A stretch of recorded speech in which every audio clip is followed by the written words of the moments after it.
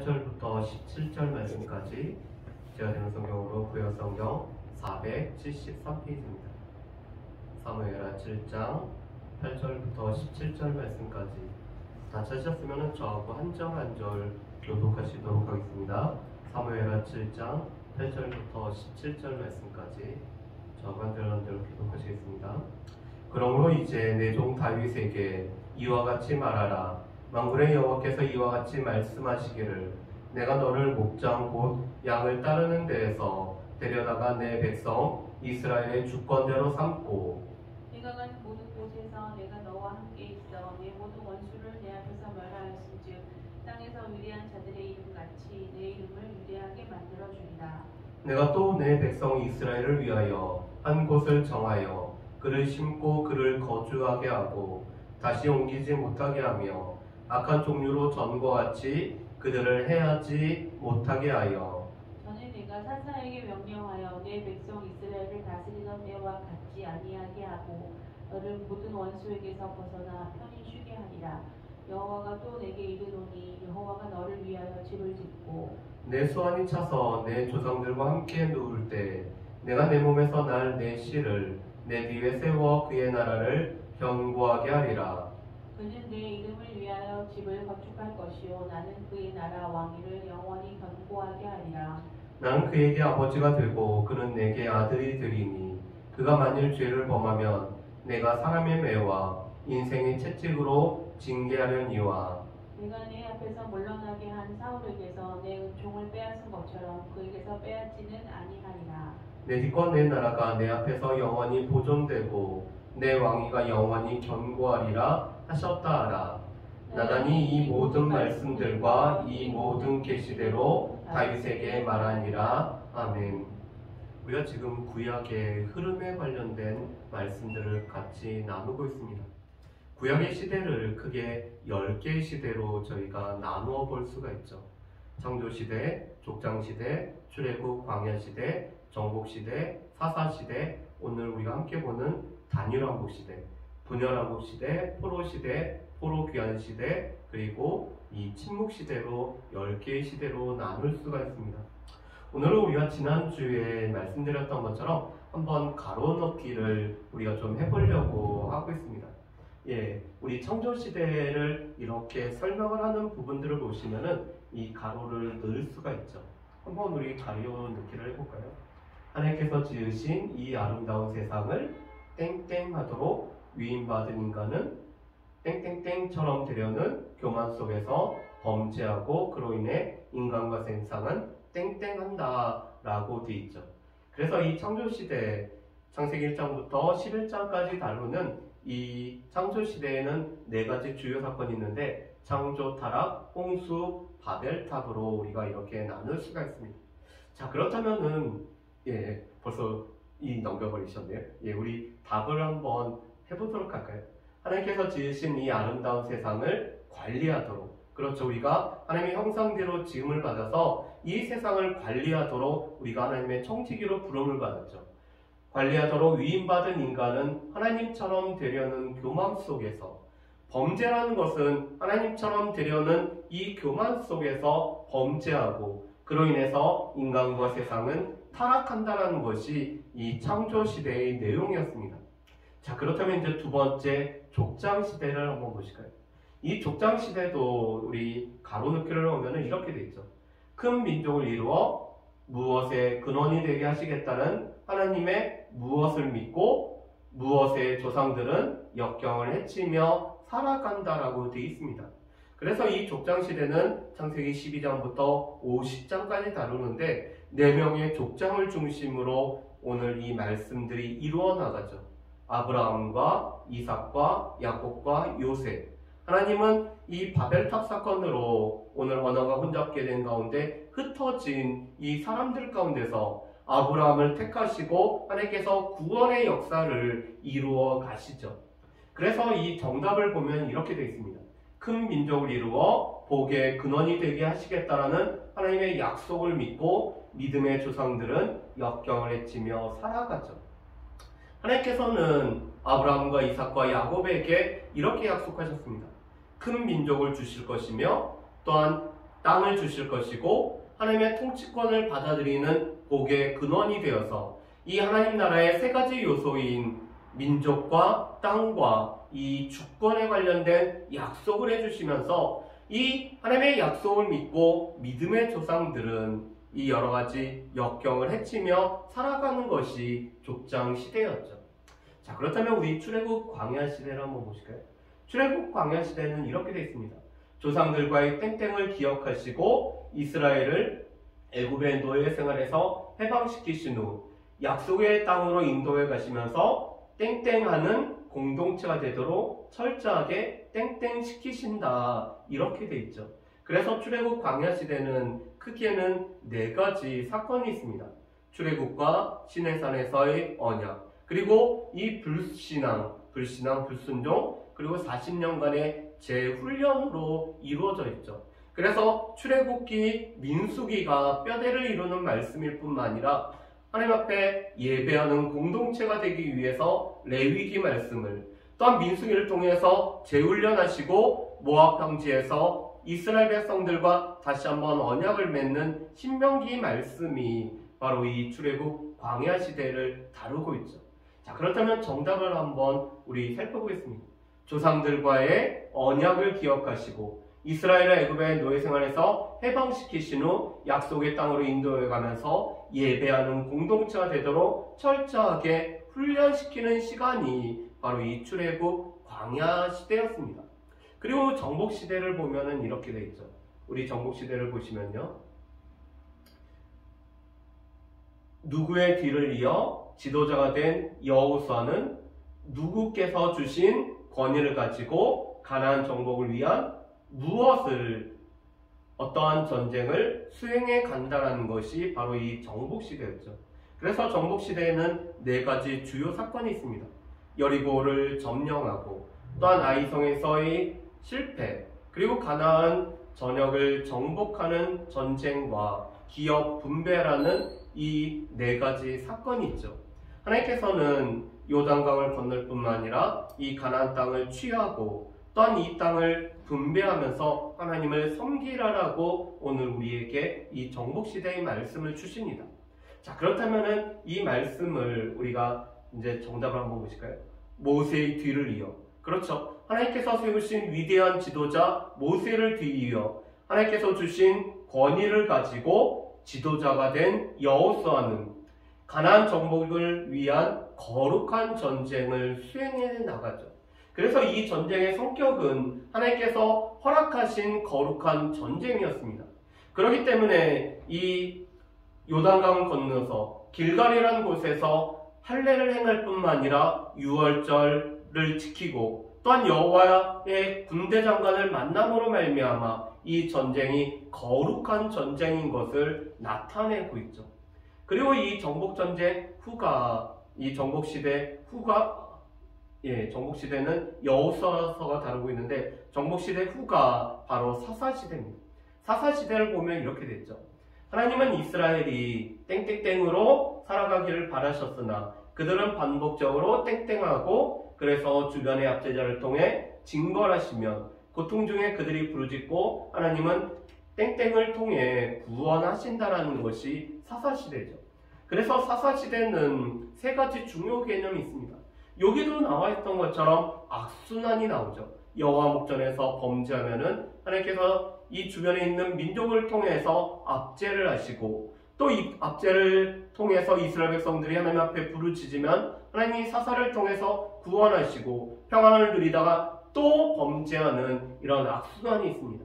그리고 사사는 때로는 말씀을 선포하는 선지자의 역할을 감당하고, 또한 백성들을 재판하는 이 재판장의 역할도 감당할 뿐만 아니라 군사 지도자와 또한 백성들의 죄악을 짊어지고 하나님 앞에 나아가는 제사장의 역할을 감당하는 것이 바로 이 사사였죠.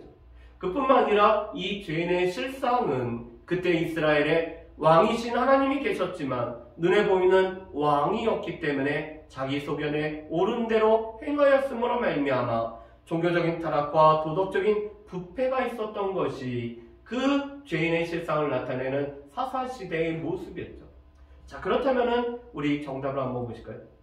하나님은 이스라엘이 자율적으로 살아가기를 받으셨으나 주변의 민족들과는 다르게 자율적으로 하나님을 왕으로 모시고 살아가기를 원했지만 그들은 반복적으로 범죄하고 그래서 주변의 압제자를 통해서 징벌하시면은 고통 중에 그들이 부르짖고 하나님은 사사를 통해서 구원하시던 시대가 바로 이 사사 시대입니다. 그래서 사사 시대는 하나님께서 왕으로 이스라엘 백성들을 다스렸던 시대. 그래서 이스라엘 백성들은 하나님을 왕으로 모시고 자율적으로 살아가야 됐지만 자기 소견에 오른 대로 살아갔던 이 지도자의 부재를 겪었던 시대가 바로 이 사사 시대였습니다. 그리고 다니엘 왕국 시대를 우리가 보면은 다니엘 왕국 시대는 땡땡을 안 해놨습니다. 우리 지난주 거기 때문에 우리 정리를 한번 해볼까요? 하나님의 마지못한 허락하에 주변 국가처럼 이스라엘도 왕정체제로 넘어갔는데 하나님 마음에 합한 왕 다윗에 의해 국가가 번성하나 솔로몬의 우상숭배로 분열의 위기에 봉착하는 거죠. 하나님께서는 이스라엘 백성들의 요구에 따라서 하나님께서 왕이 되시기를 거부하는 이 이스라엘 백성들의 요구에 의해서 마지못해 왕을 세우십니다. 그렇지만 하나님은 이 세운 왕을 통해서 여전히 이스라엘 백성들을 다스려 나가기를 원하고 있죠. 그렇지만 어떤 왕이 세워지느냐에 따라서 나라에 또한 이스라엘 백성들이 하나님을 향한 그들의 태도가 많이 바뀌고 있는 것을 보게 됩니다. 하나님 마음에 합한 다윗에 의해서 나라가 번성할 뿐만 아니라 하나님 앞에 온전히 바르게 쓰게 되죠. 그렇지만 때로는 사울처럼 아니면 솔로몬처럼 오늘 여인들에 의해서 마음이 미혹된 이 솔로몬에 의해서 나라가 분열될 위기에 처하죠. 그래서 다니엘 왕국 시대 때는 사울 그리고 다윗 왕 그리고 솔로몬 왕으로 이 120년의 기간을 다니엘 왕국 시대로 다루고 있습니다. 사무엘 상부터 열왕기상 11장까지의 말씀이 바로 이 다니엘 왕국 시대를 다루고 있죠. 그래서 우리가 지난주에 본 이 우리 사울과 다윗과 솔로몬의 모습을 이렇게 정리할 수가 있습니다. 사울왕은 초대왕이었지만 왕권의 한계를 넘어선 월권으로 하나님께 버림을 받았죠. 이 사울은 제사장의 영역을 침범했습니다. 그리고 하나님의 그 소리를 듣지 아니하고 오늘 선지자를 통해서 선포된 하나님의 소리를 듣지 아니하고 백성들의 소리와 또 양과 소리에 의해서 탐심으로 인해서 하나님의 말씀을 듣지 않았던 왕이 바로 이 사울이었죠. 그래서 하나님은 이렇게 말씀합니다. 순종이 제사보다 낫고 듣는 것이 수양의 기름보다 낫다라고 말씀하시죠. 다윗 왕은 영적인 부분과 정치적인 부분에서 균형을 갖춘 왕입니다. 사무엘상 16장부터 사무엘하 24장까지 이 사무엘상에서는 다윗이 왕으로 준비되는 과정을 그리고 사무엘하에서는 왕으로 세워진 다윗의 모습을 나타내고 있죠. 오늘은 우리가 하나님 마음에 합한 다윗에 관해서 우리가 같이 살펴보기로 원합니다. 솔로몬 왕은 전제 군주제를 확립하고 최고의 번영을 누렸으나 자기 꾀에 자기가 빠진 왕이었죠. 열왕기상 1장부터 11장까지입니다. 자기 꾀에 자기가 빠졌다는 것은 주변에 있는 나라들과 동맹을 통해서 그러기 위해서 이 결혼 동맹을 통해서 나라를 안정시키고 부강하려고 했지만 이 아내들이 이 솔로몬의 마음을 돌이킴으로 말미암아 하나님을 떠나서 다른 신들을 섬겨버렸던 자기 꾀에 자기가 빠져서 끝내는 솔로몬으로 인해서 나라가 분열케 되는 이 일들을 겪게 되죠. 자, 그렇다면 오늘은 우리가 사무엘하 7장 말씀을 중심으로 다윗에 관련돼서 한번 살펴보기로 합니다. 사도행전 13장 22절 말씀에 보면은 내 마음에 맞는 자라고 다윗을 표현하고 있습니다. 그래서 하나님 마음에 합한 다윗이라고 하는 그것은 이 사도행전에서 이 다윗의 삶을 한마디로 요약한 것이 나의 마음에 맞는이라는 이 표현이 바로 다윗에게 맞는 표현입니다. 그래서 하나님 마음에 합한 왕 다윗을 보면은 이세의 막내로서 다윗이 기름 부음을 받게 되죠. 그래서 사무엘상 16장 13절 말씀에 보면은 사무엘이 다윗에게 기름을 부었을 때 하나님의 영이 다윗에게 임하는 것을 보게 됩니다. 여러분, 그런데 이것은 사울도 기름 부음을 받았을 때 사울도 하나님의 영이 임하였고 새 마음이 되어서 새 리더로서의 역할을 감당했지만 그는 하나님의 말씀에 늘 순종하지 않아서 하나님의 영이 곧 떠나버리는 일이 있죠. 그렇지만 다윗은 하나님의 영이 항상 머물기를, 그래서 범죄한 다윗은 시편 51편 말씀에 보면은 주의 성령을 거두지 말아달라고 간구하는 모습을 우리가 볼 수가 있습니다. 그런데 이 다윗은 맨 처음 성경에 나왔을 때 등장하는 표현은 이새의 막내로 이렇게 표현이 됩니다.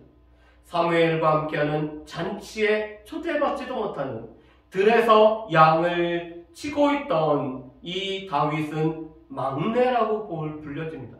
이 막내라는 단어는 카톤이라는 아주 작은 자, 별볼 없는 자, 그 집안에서 그렇게 중요하게 여김을 받지 않은 자라는 뜻을 가지고 있습니다.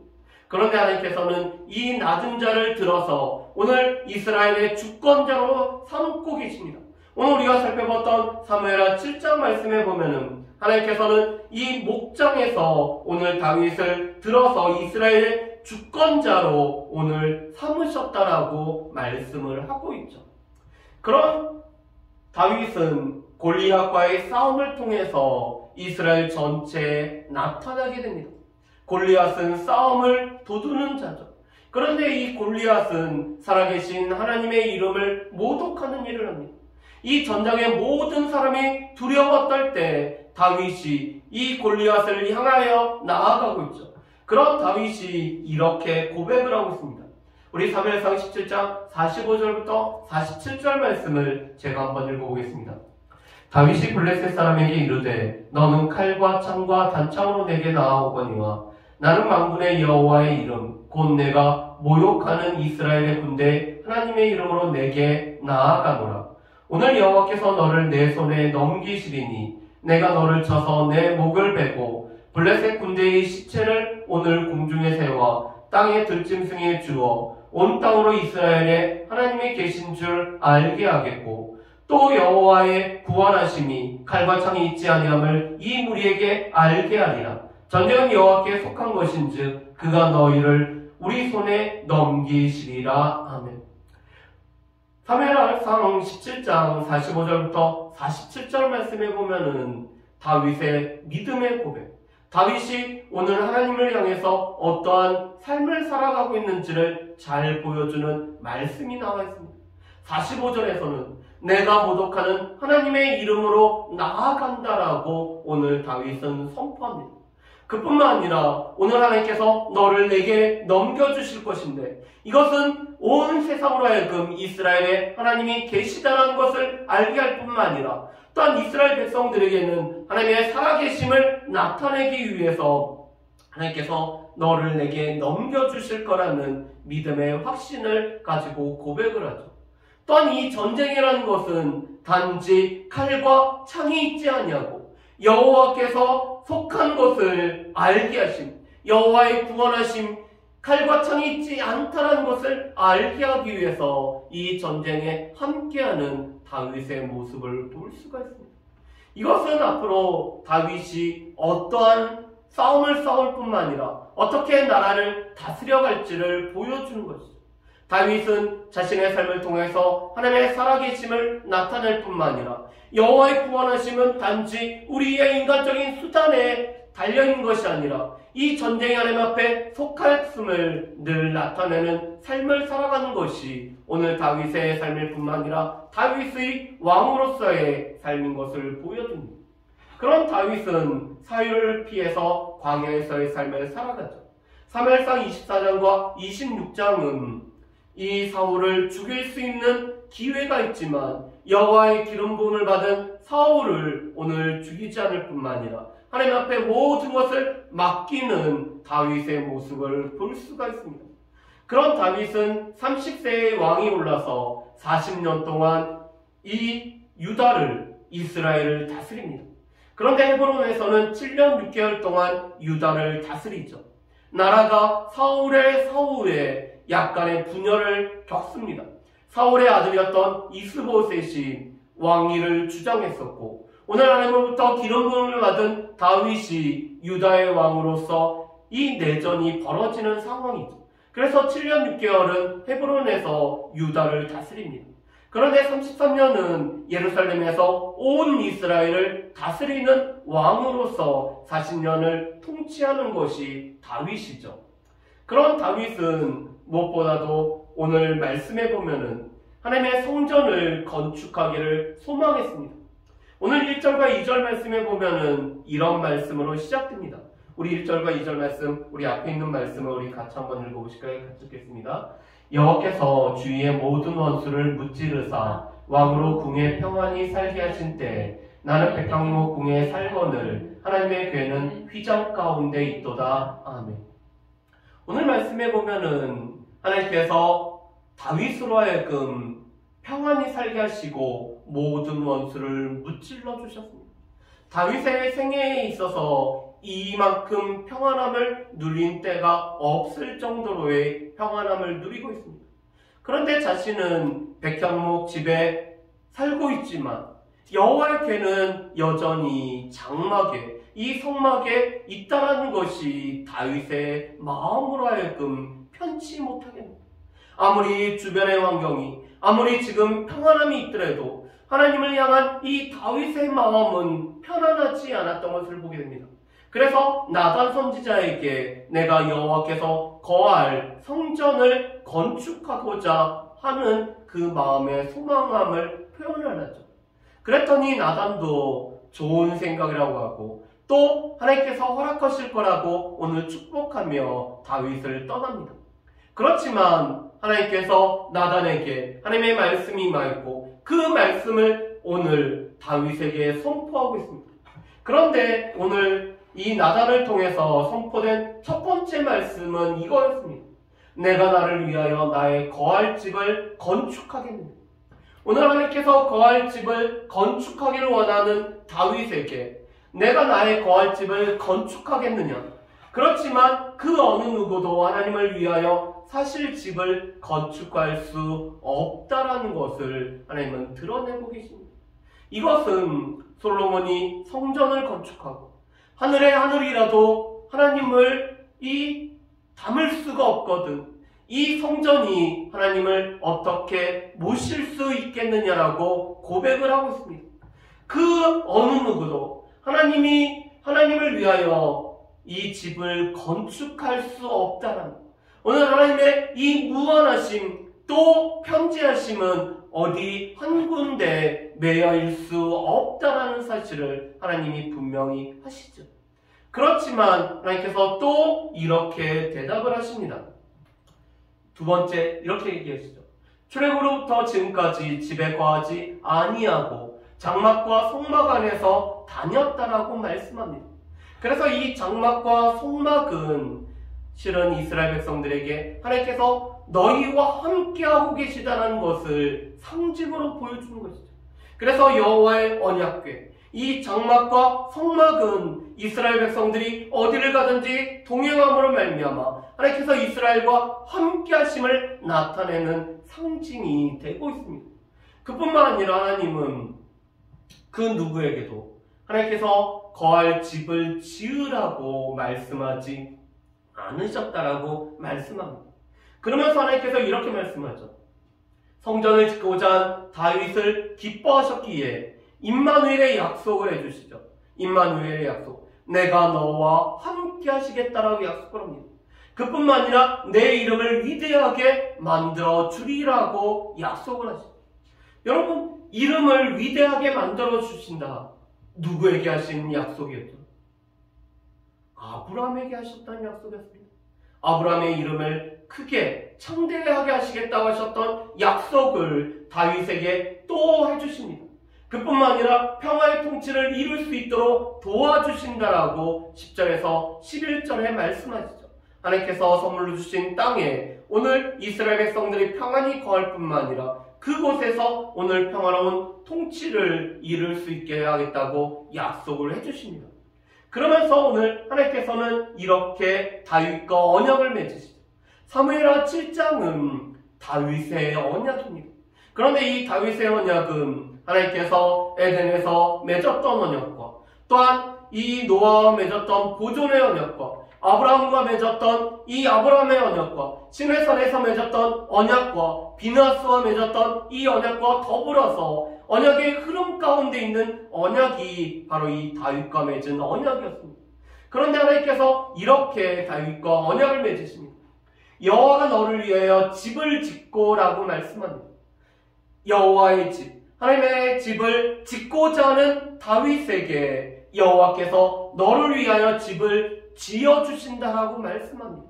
그런데 이때 집은 다윗의 왕조를 하나님께서 오늘 세워주시겠다라는 이 다윗의 왕조에 관련된 언약을 맺으시죠.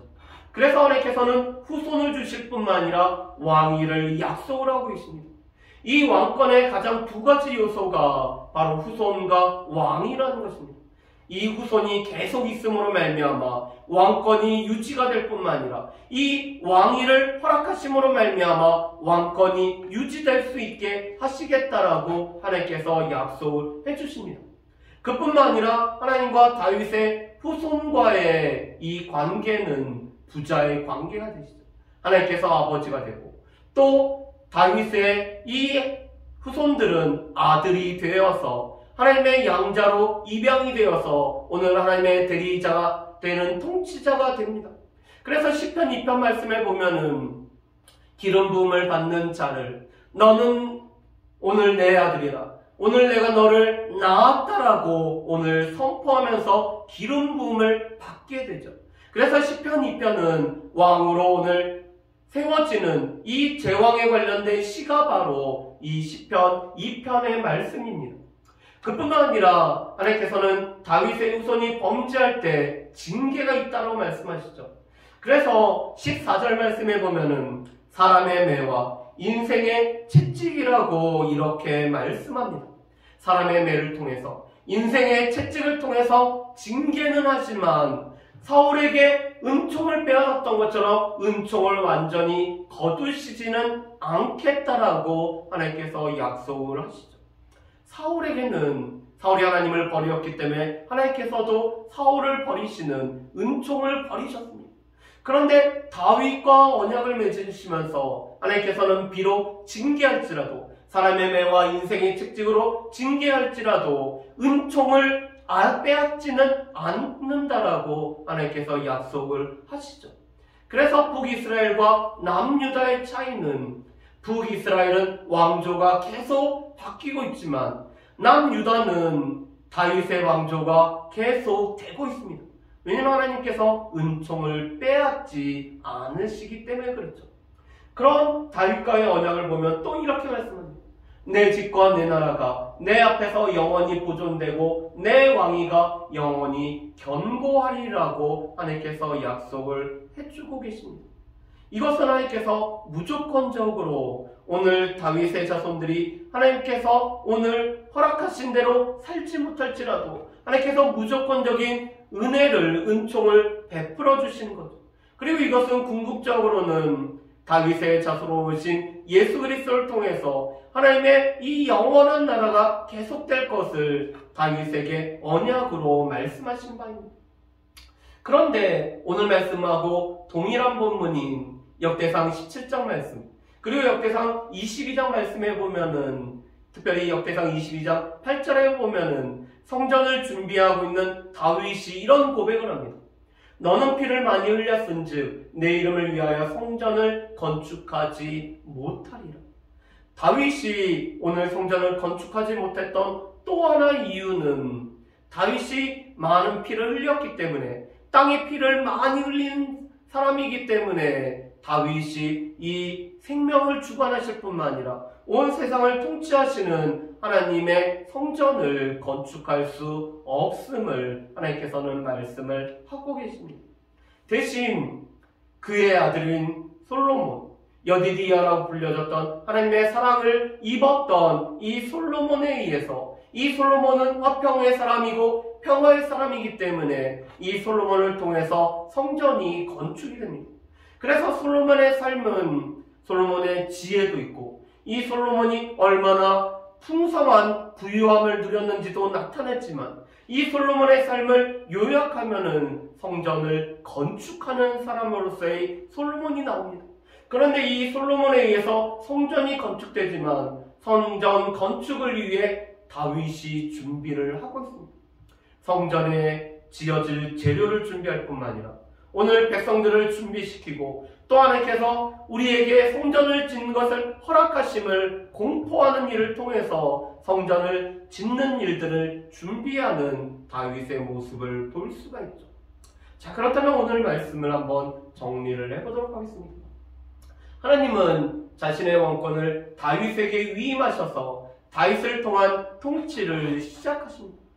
여러분, 이 왕이란 존재는 왕과 선지자와 제사장은 기름 부음을 받는 자죠.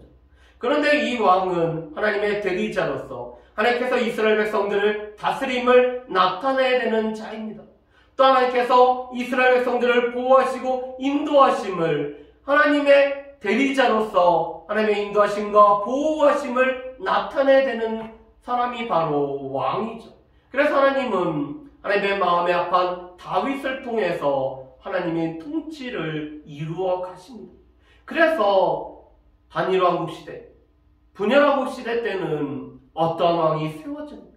하나님의 이 음성을 듣고 하나님의 통치를 받아들이며 하나님의 대리자가 되어서 통치하는 자가 되느냐가 오늘 중요하다라는 사실을 우리가 볼 수가 있습니다.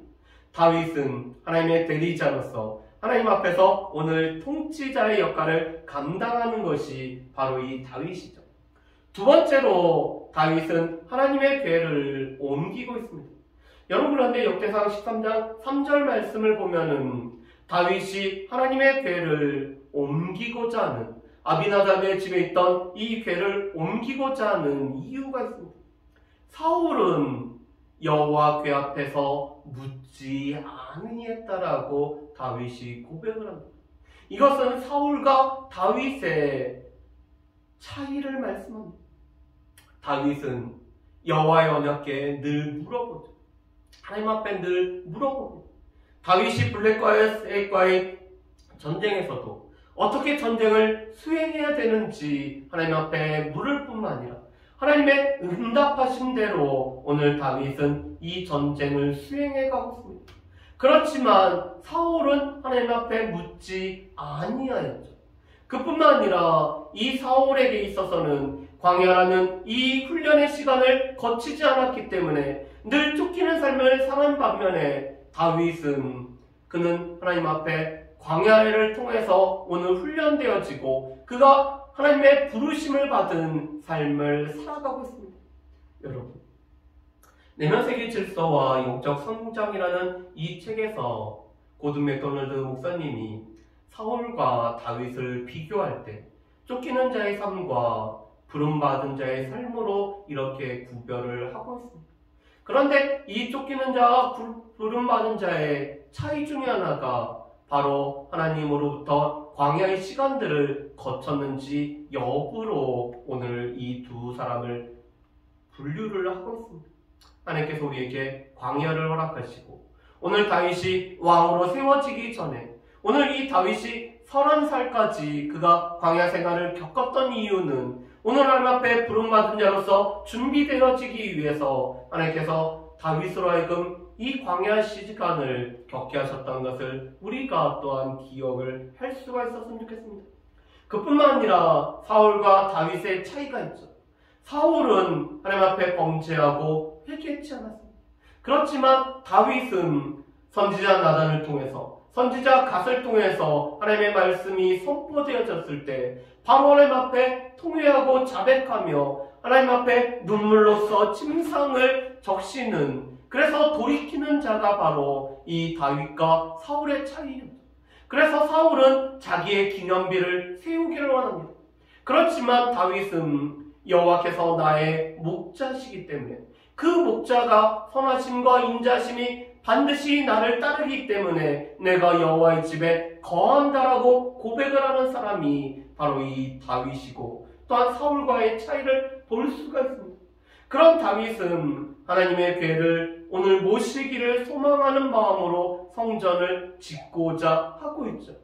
그렇지만 하나님께서는 이 하나님의 성전을 짓고자 하는 이 다윗에게 영원한 언약을 맺으심으로 말미암아 이 다윗의 후손을 통해서 언약이 성취되게 하십니다. 그 후손이 바로 우리 구주이신 예수 그리스도.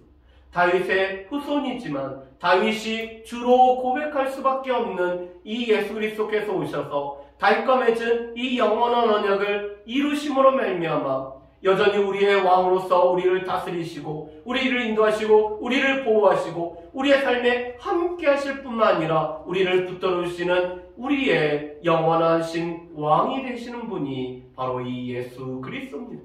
또한 다윗은 그 예수 그리스도를 우리 가운데 모형으로 보여주는, 우리 가운데 예수 그리스도의 삶을 보여주는 존재가 바로 이 다윗이죠. 그래서 이 다니엘왕국 시대는 어떠한 왕이 세워지는지, 분열왕국에서도 어떠한 왕이 세워지는지가 늘 중요한 사실인 것을 보게 됩니다.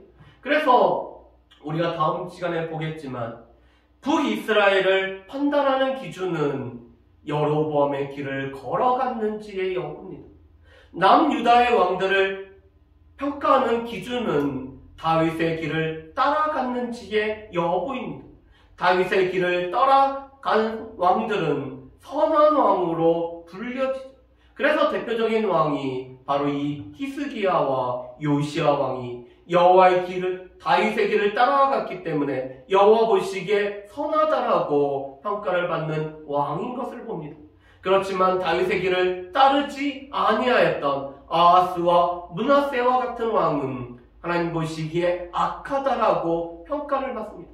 그의 통치 기간이 얼마나 긴지, 그의 이 통치하는 기간 동안 이 국력이 얼마나 신장되었는지, 그 백성들에게 얼마나 풍요로움이 왔는지가 아니라 바로 이 다윗의 길을 따름으로 말미암아 다윗과 같은 길을 따라간 왕에게는 선하다라고 오늘 칭호하시며, 또한 다윗의 길을 따르지 않는 왕은 악하다라고 평가를 하시는 것을 보게 됩니다.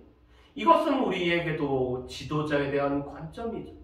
우리에게 먹을 것을 주고 우리 가운데 부강함을 주고 우리 가운데 이 육적인 평안함을 주었다라고 해서 그가 올바른 지도자인 것이 아니라 다윗처럼 하나님을 기억하면서 하나님의 말씀 가운데 하나님을 두려워하는 지도자가 참된 지도자인 것을 우리가 알 수가 있습니다. 바라기는 우리의 삶 가운데서 여전히 우리와 영원한 언약을 맺으시고, 또한 우리의 왕이셔서 우리의 삶에 함께 하실 뿐만 아니라 우리를 인도하시고, 또한 우리가 하나님 앞에 어떠한 삶을 살아가는지를 늘 보시는 그 하나님 앞에서 다윗의 길을 따라가기 위해 우리의 삶을 하나님 앞에 드릴 수 있는 저 여러분들 되시기를 주님의 이름으로 축복합니다. 우리 오늘 같이 우리 하나님은 우리의 피난처가 되신이라는 찬양을 하면서 우리에게 있어서 가만히 있을 뿐만 아니라 우리의 하나님이 되시는 그 하나님을 우리가 선포할 뿐만 아니라 기도하는 시간을 갖기를 원합니다.